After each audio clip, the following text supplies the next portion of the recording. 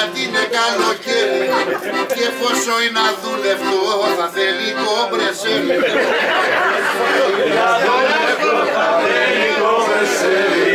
Έλα της λέω μια βραδιά κι εγώ σε περιμένω. Έχει πηγάδι με νερό, θα το έχω ποτισμένο. Έχει πηγάδι με νερό, θα το έχω ποτισμένο. Πάω κι εγώ με το κασμά να σκάψω το χωράφι. Τέτοια δουλειά που έπαθα δεν το είχα ξαναπάθει. Τέτοια δουλειά που έπαθα δεν το έχω ξαναπάθει.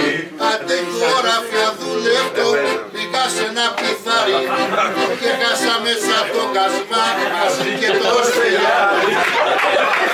Μέσα το κασμά μαζί με το στελιάρι. Της αρέσει και ήθελε να της το σκάρω κι άλλο. Μα ήθελε ένα κασμά ακόμα πιο μεγάλο. Μα ήθελε ένα κασμά ακόμα πιο μεγάλο. Άμα σκέφτης να παντρεύτης της λέω Αλεξάνδρα, ένα Κυπραίο γαϊδαρό να πάρεις άντρα. Ένα Κυπραίο γαϊδαρό να πάρεις άντρα. Ένα Κυπραίο γαϊδαρό να πάρεις άντρα.